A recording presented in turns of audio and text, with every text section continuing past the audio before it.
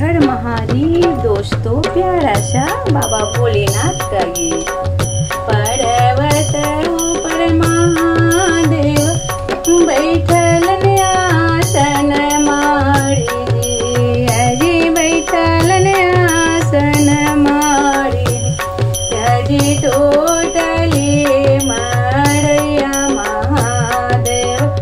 सिरहनवा लोटे साप जी, हजी टोटली मारैया महादेव सिरहनवा लोटे साप जी। मांगिए चोंगिए महादेव लायलन सूप वरदान जी, हजी लायलन सूप वरदान जी, हजी कन्ने गेला बड़ी गौर दे भोजना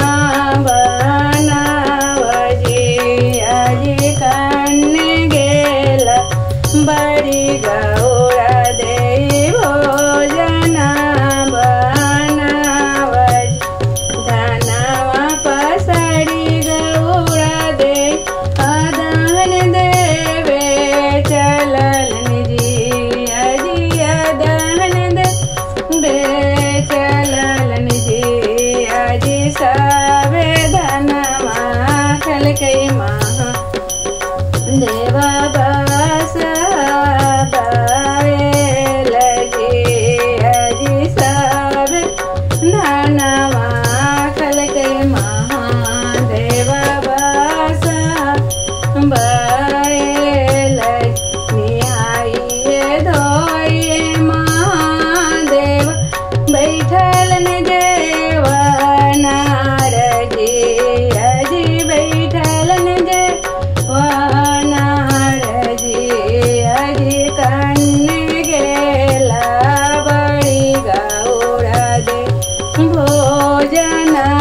जय मावजी, हजी कन्ने गेला बड़ी गौर दे भोजना जय मावजी। धनवा पसाड़ी महादेव अदहन देवे चलली जी, हजी अदहन देवे चलली जी, हजी सबे धनवा खलको महादेवा बस बायल जी, हजी सबे धनवा खलको महादेवा बस बायल जी। एही पड़े उगट वो गौरा दे तोरो कुल खमदान जी, हजी तोरो कुल परिवार जी, हजी एको ना से खल तुन गौरा दे आकी लागे आन जी, हजी एको ना से खल तुन गौरा दे आकी लागे आन जी। एही पड़े उगट वो महादेव तोरो खोल खमदान जी, हजी तोरो खोल खमदान जी, हजी खाए के न खर्ची महादेवा पिए के न पानी जी, हजी खाए के न खर्ची महादेव पिए के न पानी जी, हजी टोटली मारैया महादेव सिरहनवा लोटा है साप जी,